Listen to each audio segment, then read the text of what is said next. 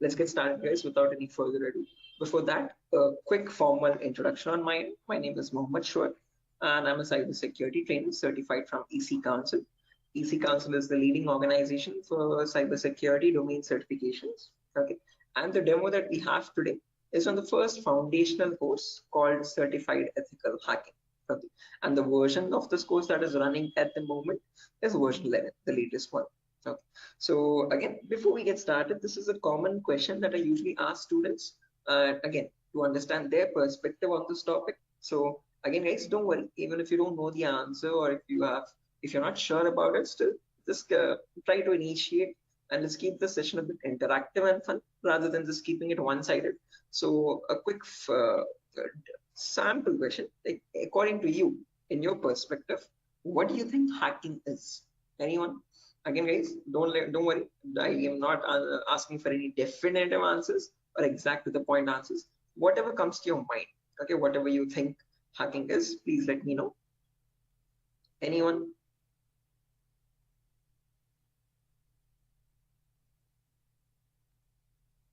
Try to breaking the system. Trying to breaking the system. Is that breaking right?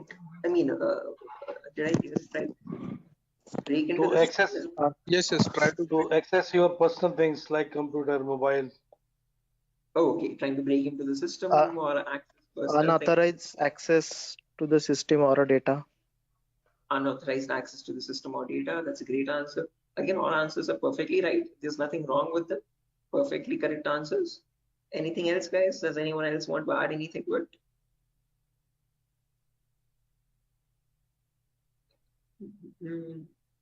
Right, perfect. No worries, guys. Thank you so much for those answers. Those are exactly right. There is nothing wrong with them. Okay, but if I had to just add upon that hacking, that definition, I would add it as hacking is the procedure of trying to gain access to information systems. Okay, these information systems could be anything.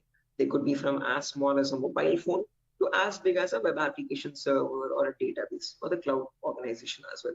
Okay, and this is done without the permission or without the consent and knowledge of the person owning those systems. Okay, so if those systems belong to a third party person, that person does not know that someone is trying to gain access to their information or the data.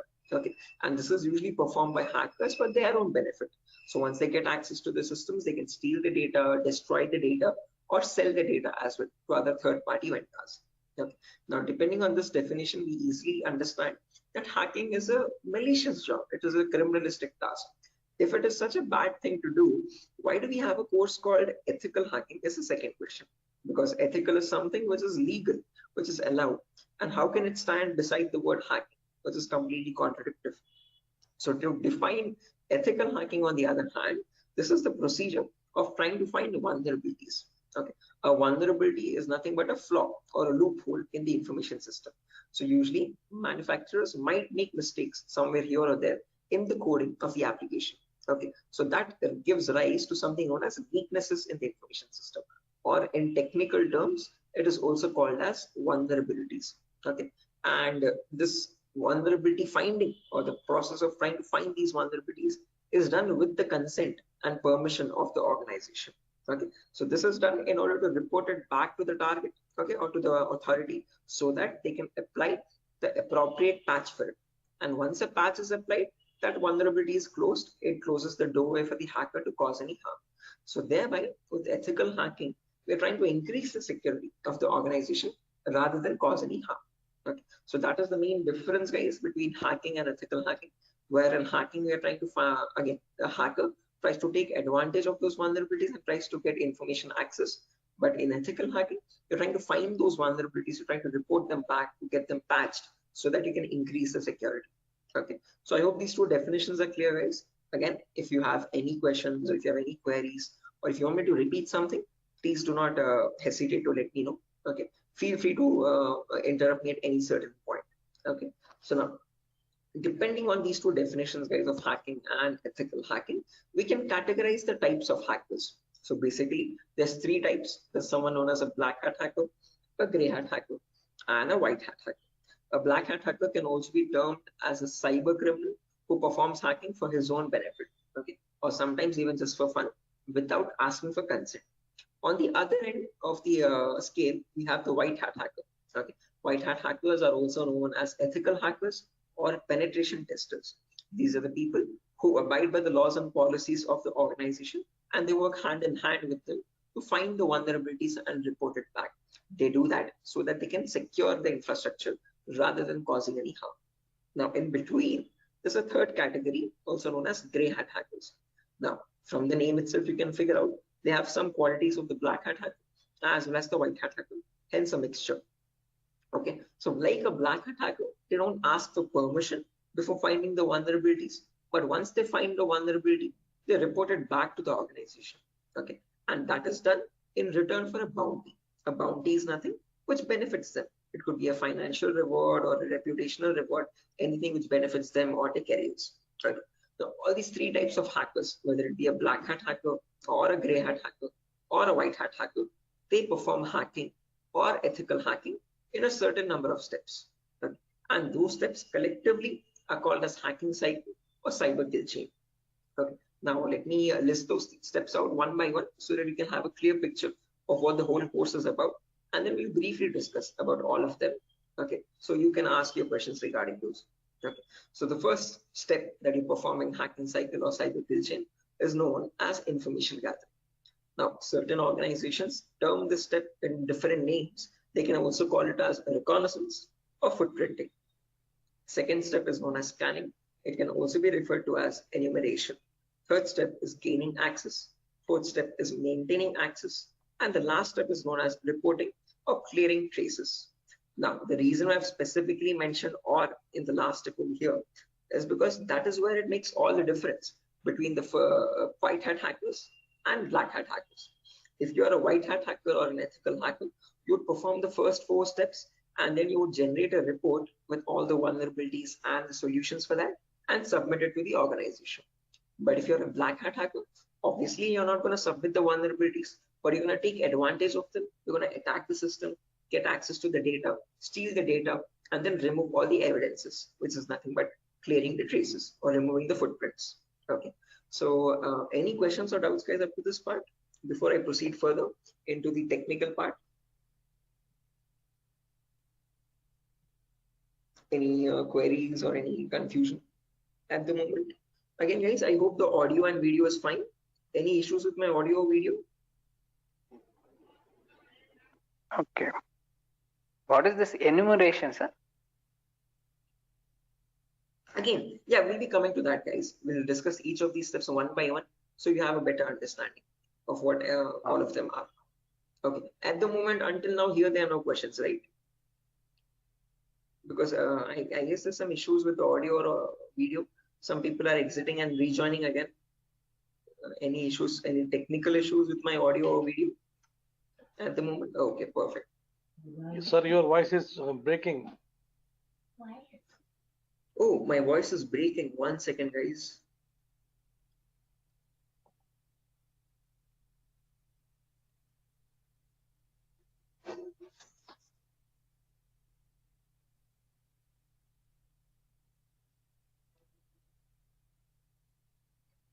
Okay, hello, 1 2 3, hello, 1 2 3. Now it is Guys, okay. it's okay, right? Right, perfect. Clear, sir. Right. Let's proceed now, guys, and understand each of these steps one by one so you have a clear picture of what they are. So the first step is information gathering. Again, as the name itself suggests, this step involves the hacker or the ethical hacker to gather as much data as possible about your penetration testing target. Okay. And all this information is gained passively. What I mean by passively is that you get this information from other third-party sources rather than contacting the organization directly. Okay. So for example, if I have a target like Wipro.com, about Wipro.com, I'll start searching online for all the material for it. Okay, all the data regarding Wipro.com servers. Okay. The main question is, what kind of data are we talking about over here? And this is the information that we require. So firstly, we try to figure out all the IP addresses and the range of IPs used by the Wipro's main servers or the secondary servers. Then the whois records to understand who is hosting Wipro.com and since when has it been hosting itself. Then the DNS records to understand what information is stored in their DNS servers, domain name servers. Then employee details such as their contact numbers, their email addresses, their usernames and passwords which are leaked, and their home addresses if possible, and so on. So then the domains and the subdomains of Wipro's website, and the operating system information, like what OSs are being used by the servers that are linked with Wipro.com. Now, trust me, this guys, that all this information is available online to be gathered. So if I show you a very basic example, let's say if I wanted to find the DNS records for Wipro's organization, all I have to do is go to the browser, and in the browser, I can search for a website called DNS Dumpster. This website is available for free for anyone to access. You can click on the first link. And over here, you can just search for Wipro.com.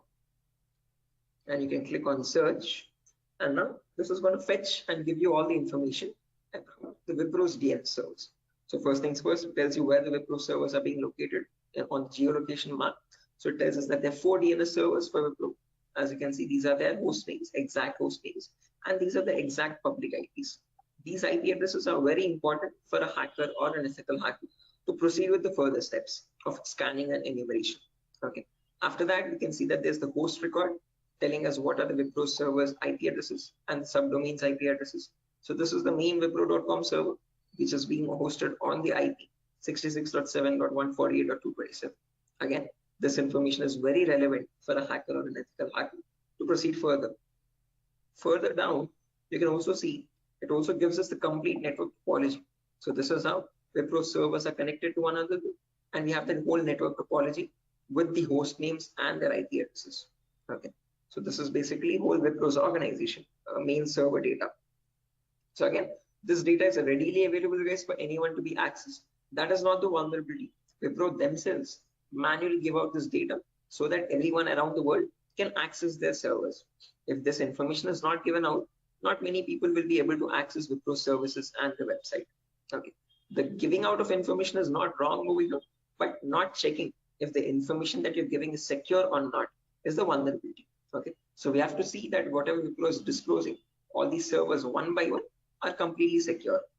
Okay, after information gathering is done, then we go to the next phase, which is known as scanning or enumeration. Now, one of you asked me what scanning or enumeration is. This is nothing but trying to get some extra information about the target by making active connections. What I mean by active connections is that you will directly connect to Wipro servers, and from them you will try to fetch the information. Okay. Similarly, when we talk about enumeration, that is about gathering as much information as possible about all the services that are running on the target organization. So in a Wipro's organization, you might have DNS servers, DHCP servers, SNMP servers, Telnet servers, SSH servers. These are the multiple servers, multiple web servers, or multiple other organizational servers. So about each of that server, you need to get information, like what version of services are they running and what applications are they running.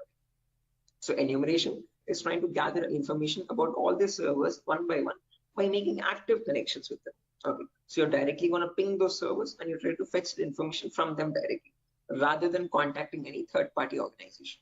Now, when we talk about scanning or enumeration, there are 3 types of them.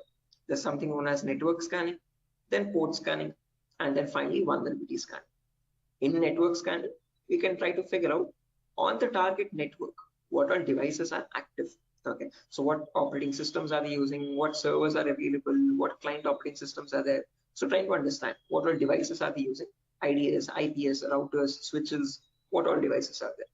On those devices, then you perform port scanning. Port scanning is where you try to figure out what ports are open, and on those ports, what services are there running. Okay, what applications are there running. Then finally, you perform vulnerability scanning to figure out on those services, are there any vulnerabilities? Are there any weaknesses that you can attack on? So during this phase, we'll be using 2 important tools called Nmap and Nessus. So if I just search for enable Nessus over here, this is the tool that is used in organizations as well. So if I click on the first link, as you can see, this is Nessus Professional. If I click on buy, it's around $4,000 for 1 year subscription. Okay, quite an expensive tool, and this is the same tool that is used in real-time scenarios. So we'll be working on the same tool in our classes as well. We'll try to understand how to use this tool and how to run or perform vulnerability scanning. The reason why I'm showing you all this is just to make you understand that we will be using real-time scenario tools. Okay, whatever is used in organizations at the moment, we are up to date with those tools. Okay, after if I show you example, as you can see, I have the Nessus installed on my system over here. I'll show you how you can install on your system as well, and you can see you can perform various types of scans, and once you scan a system, it shows all the vulnerabilities one by one, the critical vulnerabilities or medium vulnerabilities, information based vulnerabilities. Again, don't get too confused, guys. We'll again learn how to understand this report. What are these vulnerabilities? What are these different levels of vulnerabilities? We'll understand all that. Okay, but basically Nessus is a tool which can perform network scanning or port scanning and try to understand what vulnerabilities are there on each and every system. So this is an automated tool. We'll learn how to perform automated testing and get a report from it. Once you get a report, you need to perform manual testing also. Okay, and that is nothing but our next phase, which is gaining access. Okay, so this is a huge concept. It covers a vast variety of topics, guys. We'll discuss them one by one. Okay, so the first topic that we'll be learning in gaining access is system hacking. So in system hacking, we'll understand how we can crack or bypass a Windows operating system password. So if you have Windows 7 or Windows 8 or Windows 10 or Windows 11, does not matter. Okay, whatever operating system you have, how do we crack that operating system? How do we get the information about their passwords? If you are unable to get the passwords, how can we bypass authentication and get access to the internal files is what we learn in system hacking. After that comes malware attacks. Malwares are nothing but, in short, malicious softwares. So we'll practically learn how to create each of these malwares, whether it be viruses or worms or trojans, spyware, whatever it be. We'll understand how malwares are generated and how we can protect our system from malwares. Or if there is a malware already installed, how can we detect that malware and prevent it from running further or causing any further harm. Okay, then there's a bonus topic called malware advanced. This is again not included in the CH curriculum. We have just added it as a bonus topic for students to have better understanding about malwares. In this, we'll be sharing the resources to understand how you can create your own malwares by using Python program.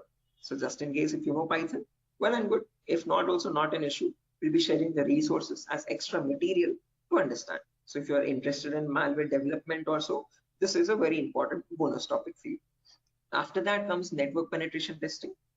In this, we'll learn all the common network attacks. So in a network, you have multiple, again, devices, IDS, IPS, multiple different types of servers, like mail server or DNS servers, DHCP servers, SNMP servers, and so on. So we'll understand how to check for vulnerabilities on each of these servers. Along with that, we can perform a few attacks as well. Sniffing attack, man-in-the-middle attack, denial of service attack, or distributed denial of service attacks, DDoS, okay, and hacking Wi-Fi routers, trying to crack the password of Wi-Fi routers and getting access to those routers. All this comes under network penetration testing, okay, all the common attacks that we can perform in a local network.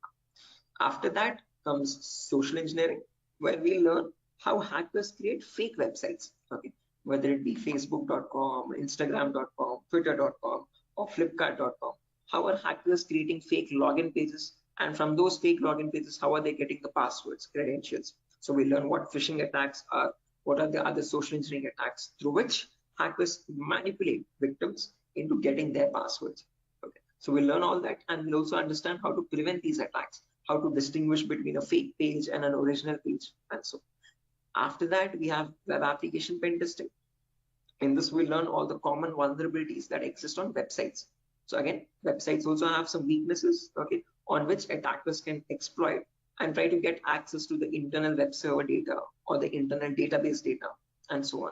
So to list out a few, there's vulnerabilities such as SQL injection, cross-site scripting, broken authentication, file upload vulnerability.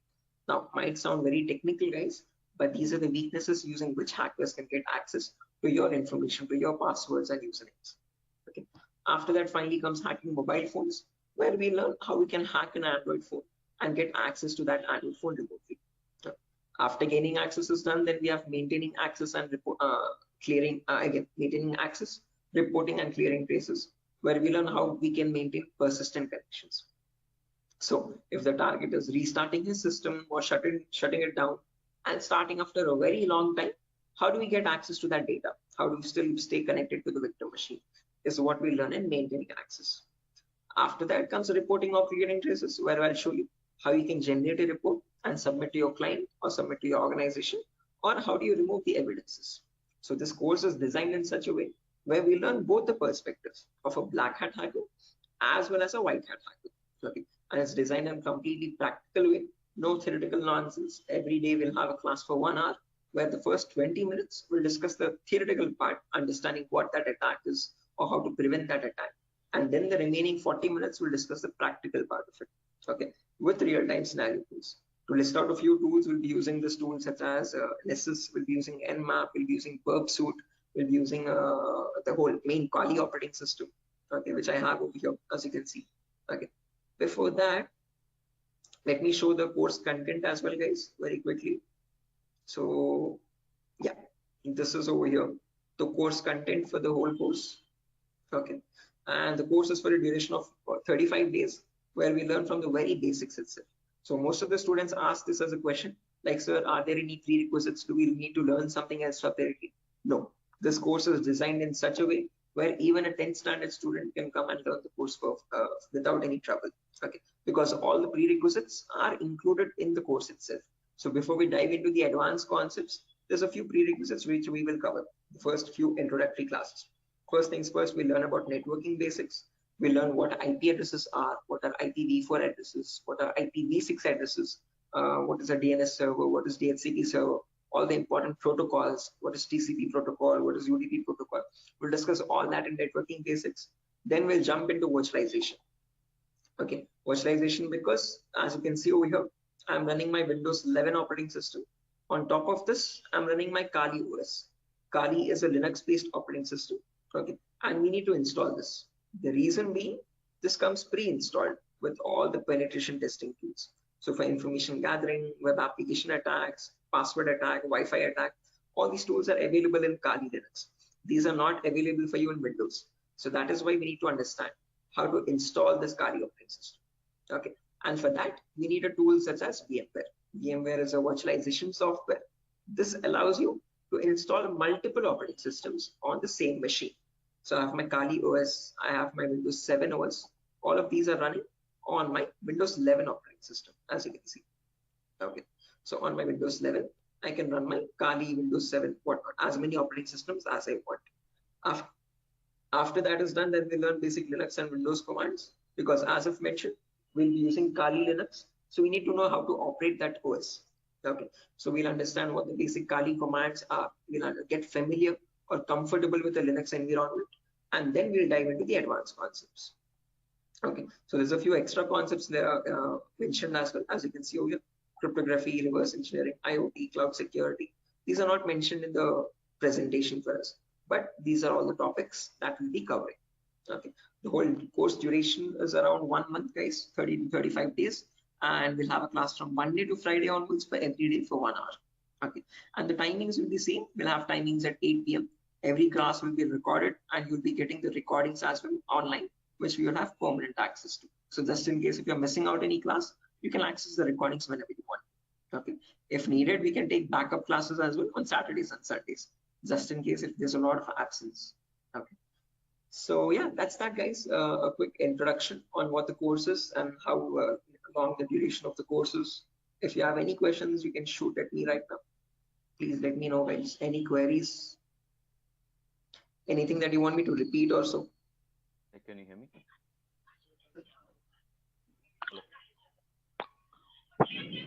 Hello. Yeah, hi. Sir, why we use that websites that you show before this this PPT? Sorry, Yogesh, I didn't get your question. Can you please repeat?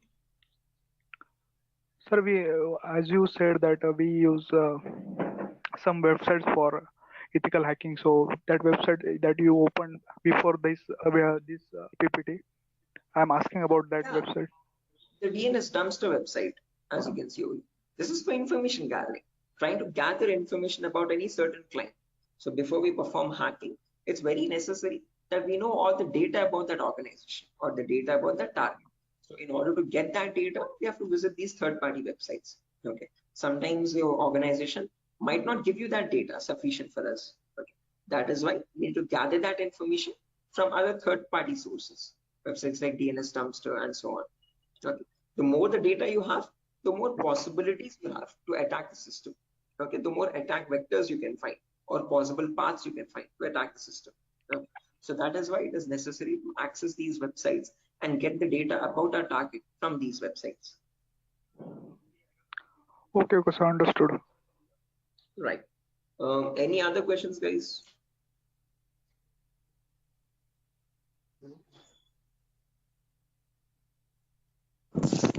Sir, which type of penetration testing we are going to learn here?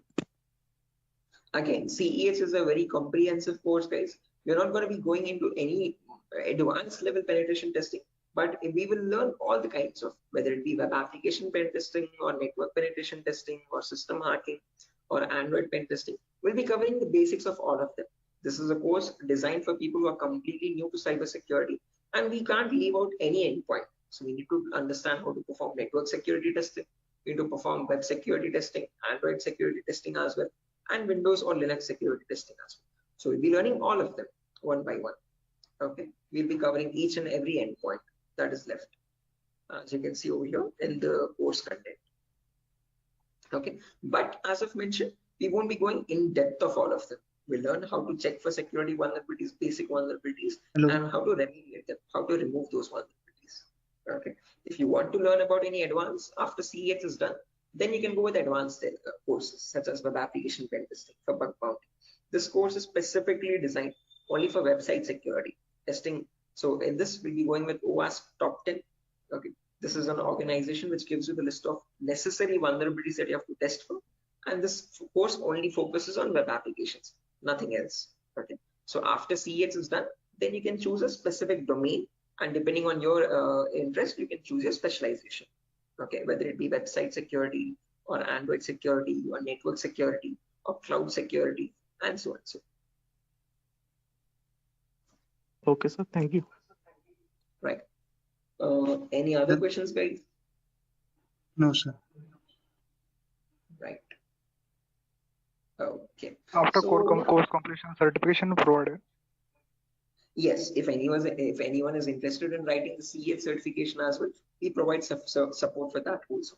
There's complete pass guarantee. So I usually handle the certifications myself. So if you're planning on writing a So this is certification, job guarantee. this is what? Sorry. Job guarantees. Sorry, I didn't get you guys. Can you please repeat that? Hello. After this course, his job is. He's asking Oh, a yeah. placement assistance. Job assistance. Again, guys, at Durgasoft, you're not going to be providing any confirm guarantee that we'll be placing you in an organization, but we'll be sharing your resume once you forward it to our consultancies. Okay. So in the price of 8,000 rupees, we are only including the course content with the course completion certificate. And if you're planning on writing a certification, we will give you certification support as well. Okay. So at that price of 8,000 rupees, we are not in contact with the complete job placement facility, but we do have a few consultancies where we can give you your resumes too. Okay. Once you're done with the resume preparation, I'll be helping you out in understanding how to create a resume as well, depending on a cybersecurity profile. I'll be also sharing the common interview questions, and I have a few references as well to whom I can forward your resumes. Okay. And again, we will be giving you the interview calls, and you can start attending interviews over there. Okay. Again, it depends on your skill set and your practice on how well you do the interview. So we don't guarantee anything, but we will definitely show you where you can start applying. If it's necessary, I can just give you one source now itself. You can, after your course is done, this is the common website that I usually suggest for students, jobs.null.community. This is a website only specifically for cybersecurity job roles. Okay, nothing else. As you can see, null jobs. This is the website. Okay, and these are all the different domains, and you can start searching over here. So if you're a complete fresher, just click on freshers or internships, and these are at the moment these are the available placements. Okay, so for internships, okay, if you're not into internships, you want a specific job role, you can start applying for VAPT, vulnerability assessment and pen testing. These are the ones at the moment for cybersecurity. After the course is done, you can start applying over here also. So this is one website that I suggest to most of the students once the course is done, to start applying for jobs. Okay. So again, how well you do, it depends on your skill set and your practicing, guys. Okay. And this website is specifically only for cybersecurity jobs, nothing else. Okay. Any other questions, guys? No, sir. Thank you. Right. Again, if you practice properly and if you're done with the course, guys, and if you're thorough with all the concepts, getting a job in these portals is not that tough. Okay. There's a lot of students from our previous batches as well who have searched for jobs in this nuns.job.co.in and they found their internships and their jobs. Okay. So again, as I've mentioned, once you sit for the interview, it's all on you. Okay. So it depends on your preparation of how well or bad you do. So we can't guarantee anything, okay, because that's on your skill set, but we can at least show you where you can start applying for jobs. Okay. So yeah, that's that, guys. Nothing further for our session today. And yeah, if you have any queries, again, over here is my number. Just in case if you have any queries, technical queries, you can let me know. This is the number over here, 768-0069. Hello. 768. Hello. Yeah, I can hear you. Prabin, I can hear you. Yeah. So I just wanted to know. Actually, I'm a working professional. I'm working on the front end side, but wanted to move into this domain. So, what suggestions could you, give me on that side? Again, saying I would recommend if you're completely new to this domain, go with Certified Ethical Hacking, CH version 11. This is a foundational course for people completely new. So you'll be learning everything from scratch. After that is done, if possible, if time and financial permits you, you can write the certification as well from EC Council. So there will be a CH examination for 125 questions. Okay. And if you give 75% of them right, you get certified from EC Council. You get a certificate from the US organization. Okay. So that adds edge to your resume. If not, if you are not, again, certification is quite costly. It's around $500. So if you're not planning on writing the certification, I would recommend doing some extra advanced courses as well after CH is done, and then add that at least to the resume to build some edge again. Okay. Okay. And is there any coding involved here, or is it completely into, the security part? Not at all. In CEH, you don't have any requirement for coding level language. But if you're planning on going for some advanced courses like web application pen testing or mobile security testing, there you might need to have some basic knowledge. Okay. So when we talk about web application, it is necessary that you have basic knowledge on HTML and JavaScript. Okay. But when we talk about CEH, the foundational course, for this we have no requirement for any coding level language knowledge. Okay. And what kind of roles are we can apply after the completion of this course? Like someone is if having 5 years of experience and he has transited into this particular cybersecurity, what kind of roles would be available? Again, as you can see over here, these are the roles that you can start applying for. VAPT assurance lead, VAPT senior security analyst, cybersecurity consultant. These are all the job roles. Penetration tester, security analyst, or monitoring job roles, and so on. Vulnerability assessment tester. These are the job roles you can start applying for. Okay, cool. Thanks. Right. Any other questions, guys?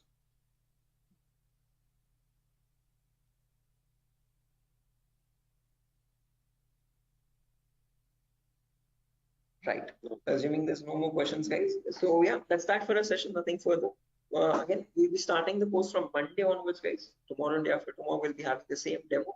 So just in case if you have joined late also, you can join tomorrow as well at the same time.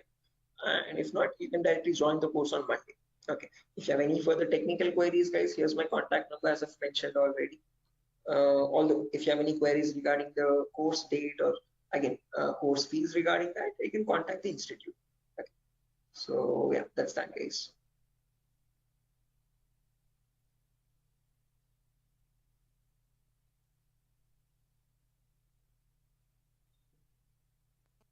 Sure. So I'm gonna be exiting, guys. I hope you have enjoyed the demo. And yeah, if there's any queries, please do let us know how we can help you. Okay. Have a good day, and I'll see you soon.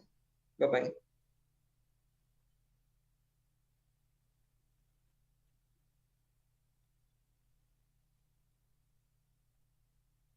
Thank you, guys. Thank you.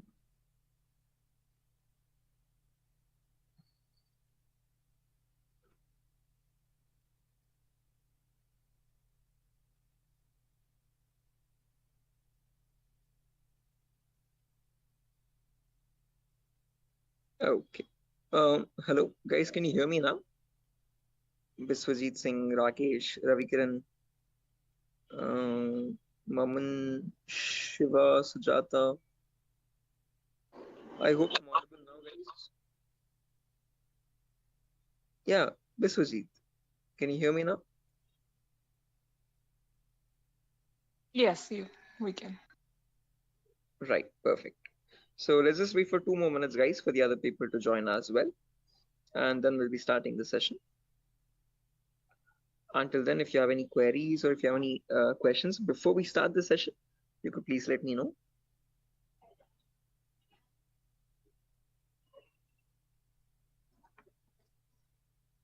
So,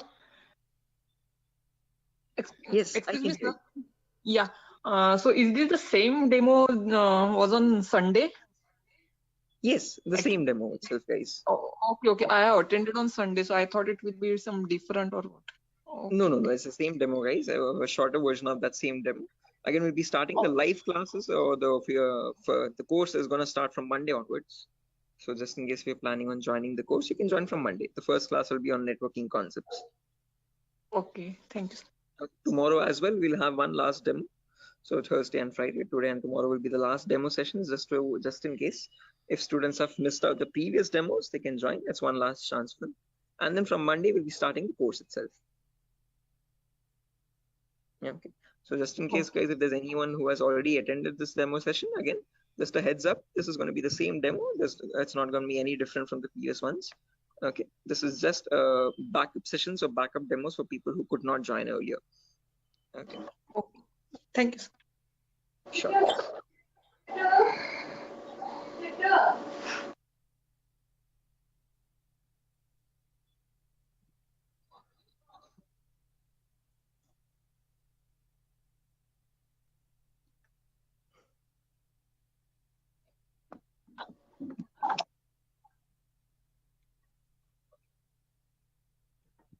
Sir, it means I can directly join on Monday because yesterday I was also present. Yeah, sure, guys. Again, as I've mentioned, it's the same demo. It's not gonna be any different. So this is only for people who are completely new to it, who have not attended the previous demo sessions. So if you have already attended the demo session, guys, you can join back on Monday itself directly. Okay, and the timing will be same at 8 p.m. Same time, 8 o'clock in the night. Okay, thank you. Sure. Okay, guys, so let's get started without any further ado. Before I get started, a quick formal introduction on my end. My name is Mohammed Shoaib. I'm a cybersecurity trainer certified from EC Council. EC Council is the leading organization for cybersecurity domain certifications. Okay, and one of the courses that it provides for people who are completely new to this domain is Certified Ethical Hacking version 11. This is the latest version of the course that is running at the moment, and this is a course designed in such a way for people who are completely new to this domain. So if you have no knowledge about what cybersecurity is or what hacking or ethical hacking is, this is the course to get started with. Okay. So before I proceed further, this is a common question that I usually ask all the students just to understand their perspective on this topic. So again, guys, let's keep this session a bit interactive and fun. So my first question to you is to understand what your perspective is on hacking. So again, not asking for exact definitive answers, guys, but just to understand your view on it. Okay, so whatever comes to your mind, please do let me know. In your terms, what do you think hacking is? Anyone? There's Biswajit, there's Maman, Rakesh, who else? Shafiuddin, Shiva. Hello? Yeah, Biswajit, I can hear you. Sir, actually, according to me, hacking means to hack the information of organization or any systems. Right, yeah, hacking information or getting access to the information of organization systems. That's a good answer, Biswajit. Anyone else, guys, who wants to add anything to that? That's a perfectly right answer. There's nothing wrong in it at all. Perfectly all right. Any other additions to that, guys? Anyone who wants to append anything to that answer?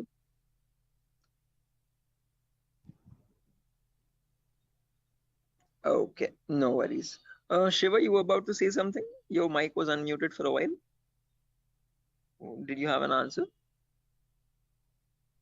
Okay, no worries, guys. So let me just add on with Biswajit's answer. So if I had to define hacking on, depending on using on his words itself, hacking is nothing but the procedure of trying to gain access to information systems. Okay, now these information systems could be anything. They could be as small as a mobile phone to as big as a database or a web application server or cloud organization itself. Okay, and this gaining access to these devices is done without the permission and the consent of the person owning those systems. Okay, so the organization who owns those systems has no clue that someone is trying to gain access to their data. Okay, and this is usually performed by hackers for their own benefit. So once they get access to the data, they can steal it, they can destroy it, or sell it on the dark web to other third-party vendors. Now, if hacking seems such a malicious job, why do we have a course called ethical hacking? Is the second question. Because ethical is something which is completely legal. And how could hacking become legal now? That's the main question. So when we talk about ethical hacking, on the other hand, guys, this is the procedure of trying to find vulnerabilities. Okay. A vulnerability, in simple terms, can also be called as a weakness or a loophole in the information system. And using these weaknesses only, hackers try to get access to the target information systems data. Okay. So your job as an ethical hacker would be to find these vulnerabilities before a hacker does, and this is done with the consent and permission of the organization. So once you find these vulnerabilities, you have to report it back to the organization so that they can apply the patch for it. And once a patch is applied, you're thereby increasing the security of infrastructure and preventing hackers from causing any further harm.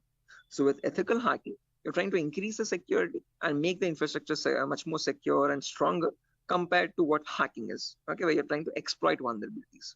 Okay. So you see, are these two definitions clear, guys? Like what is hacking and what is ethical hacking, and how are they different from one another? Because most of the students have a misconception that both these terms are one and the same. No, guys, we're not going to be performing hacking. We'll be learning ethical hacking in the course. Okay, we won't be exploiting the vulnerabilities, but we'll see how to search for them, how to find them in an organization's systems, and how to report them back to the organization. Okay, so that we can prevent hacking from happening. Now, depending on these two terms, guys, we can categorize the different types of hackers as well. So we have someone known as a black hat hacker, then we have someone known as a white hat hacker, and in between there's someone known as a gray hat hacker. Okay, so firstly, the first category is black hat hackers. These people are also commonly referred to as cyber criminals. Okay, these are people who perform hacking for their own benefit, and they do this by asking no consent at all. On the other end of the spectrum, we have the white hat hackers, who are also termed as ethical hackers or penetration testers. Now, these people perform ethical hacking, or in simple terms, penetration testing, to find all the vulnerabilities in the organization. And they do this by asking for consent and by following all the laws and policies set by the organization. So they do not cross any line. They do not perform exploitation of any vulnerabilities. They only work to increase the security of the organization. Now, in between white hat hackers and black hat hackers, there's someone else known as a gray hat hacker. Now, as the name itself suggests, these people have both the qualities of black hat as well as a white hat hacker. Like a black hat hacker, they don't ask for permission before finding the vulnerabilities. But once they find a vulnerability, like a white hat hacker, they report it back to the organization. Okay, they don't take advantage of it, they don't exploit it and try to attack the system, but they report it back so that they can help the organization. But it's a give and take relationship. So it's there's kind of a bargain over here. Okay, the catch is that these gray hat hackers ask for a bounty in return. Okay, a bounty is anything which benefits them. So they could ask for some prize reward, or they could ask for some reputational reward, anything which benefits their career and profile. Okay, and that is why, in simple terms, they are also known as bug bounty hunters.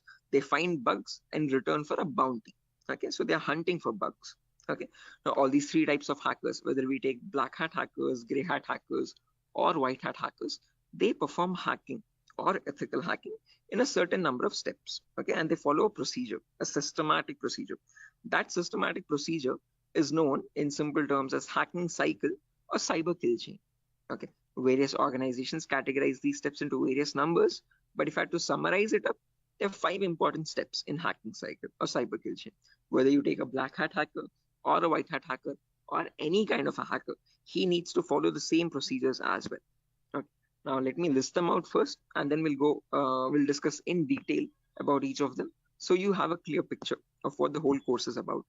Okay. So the first step is known as information gathering. It can sometimes also be referred to as reconnaissance or footprinting. So they are one and the same term, guys. Don't get confused. Various organizations use various terminologies. But whether you hear information gathering or reconnaissance or footprinting, all the three terms are one and the same. After that, you have scanning, which can also be referred to as enumeration. Then you have gaining access. Then you have maintaining access. And then finally, there's reporting or clearing traces. Now, the reason why I've mentioned or over here in the last step in capitals is because to make it a note to understand that this is the only step where you have a difference between black hat hackers and white hat hackers. Now, whether you're any kind of a hacker, whether it be black, white, or gray, the first four procedures are to be followed mandatorily. So you have to follow those first four procedures in the same order. After that, in the end, what changes is the last thing that you do. Okay, if you're a white hat hacker, you would definitely report all the vulnerabilities that you have found with the remediations, with the solutions to remove those vulnerabilities. If you're a black hat hacker, definitely you're not going to be giving any solutions, and obviously you won't be reporting it, but you will try to remove all the evidences. So whatever harm you have caused, whatever data you have stolen, you might leave some footprints here and there. Okay, so that is why it's very necessary that you remove or clear those footprints so that you cannot be traced out and you stay anonymous. So that is known as clearing traces in simple terms. And in our course, we're learning both the perspectives, how we can generate a report and submit to the organization, or how hackers clear the traces and remove all the evidences. Okay. Now, let's briefly discuss about each of these one by one, guys, so you have a better idea on the whole course. But before that, any questions, guys, for anyone? Again, please feel free to interrupt me at any certain point. Do not hesitate to ask a question. Please let me know. Yeah, Biswajit, I can hear you. Sir, is this class is getting recorded? Yeah, this will be recorded, definitely. Every single class that we take will be recorded and it will be uploaded to the Google Drive. So even once we start our course as well, the whole duration of the course, every single day we'll take a 1 hour class, and each class will be recorded and uploaded to the Google Drive. So that just in case if you're missing out, if you're absent for a session, you can access the recordings whenever you want to. Okay. Okay, sir. Actually, from the starting, you told about hacking and ethical hacking. So, could you please briefly tell me? Hacking means like you're hacking the particular cadence, some credential information, like something personal information you are hacking. But ethical hacking was that I did not get it properly. Good question. Again, Biswajit, when we talk about hacking, this is something that cyber criminals perform. Okay, hacking is where you're trying to get access to information devices. Okay, and using those information, what you do with that information defines what kind of hacking you do. Okay, so in ethical hacking, we are trying to understand how hackers are hacking that information. So what are the procedures are they following, and how are they actually finding that vulnerability, and how are they checking for those vulnerabilities on the systems. Okay, so we as ethical hackers try to find those same vulnerabilities that hackers use, and we try to rectify those vulnerabilities. We try to apply the patches for them. Okay, so just like how hackers do it, we are going to do it in an ethical manner. Yeah. Okay, that means, sir, if a hacker is trying to hack some particular information, and the ethical hackers are there to prevent that through their coding or whatever the algorithms, I think. Exactly. Again, in simpler terms, it's not about algorithms and stuff, but it's about the source code actually. Okay, so whatever it is known as a vulnerability.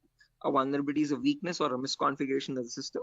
So ethical hackers do the job of finding those vulnerabilities before a hacker can cause any harm. Okay, and once the vulnerability is found, they disclose it to the organization, and organization will remove that vulnerability so that your systems are secure. Okay. Sir, then although you told about the black hat hackers, red hat, and gray. So what are the what are the job responsible of the three hackers? Again, yeah, I'll be coming to that as well, Biswajit. So when we talk about ethical hackers, we have a certain few job roles that we can apply for. I'll be discussing that at the end of the class. Okay. Until this part, any questions or doubts? Okay, hacking cycle. And you information gathering, scanning, information. You will tell detail about this chapter, I think. Right now, yeah, that's the main thing to do right now. I'll be doing that now. Okay, sir, you continue. Sure. Right. Anyone else, guys, who has any other confusion or any issues with the clarity? Mamun, Shafiuddin, Shiva. Right. Okay. Now let's briefly discuss about each of these terms, guys, one by one, so that you have a better picture of what we are going to be discussing in the course as well. Okay. So the first step is information gathering. Okay. As the name itself says, information gathering is nothing but trying to gather as much data as possible about the target organization. So if we take our client, for example, Wipro.com, for the time being, we need to gather information about Wipro servers. Okay. Now the main question is, what kind of information are we talking about over here? And this is the information as follows. Okay, so we try to gather information such as the IP addresses or the range of IPs used by the Wipro servers, then the whois records to understand who is hosting Wipro's website, and since when it has been hosted, when was it last updated, when will it expire, then the DNS records to understand what data is stored in the DNS servers, then employee details such as the contact numbers, email addresses, usernames and publicly leaked passwords, and domain names of the Wipro.com, subdomains of Wipro.com, and operating systems. So what OSs are they using in their organization? So if I give you a very basic example, I can just go to my browser, and in the browser, I can search for a website called DNS Dumpster. This is a common website that I usually show in the demo sessions. So if I search for DNS Dumpster, I get the first link. Now this is an example of information gathering. So you're trying to gather information about Wipro.com from other third-party sources. So right now in this step, we are gaining information passively. What I mean by passively is that we are not contacting Wipro.com directly, but we're trying to gather information about Wipro.com from other third-party sources, such as DNS Dumpster. Now when I click on search, I can notice this gives me all the information about Wipro's DNS servers. Okay, so at the moment, Wipro has 4 DNS servers with these host names and these exact public IPs. So these IP addresses are very important for a hacker or for an ethical hacker to proceed further in the further steps of hacking. Okay. After this information is given out, we can see the mail servers, we can see the DNS servers,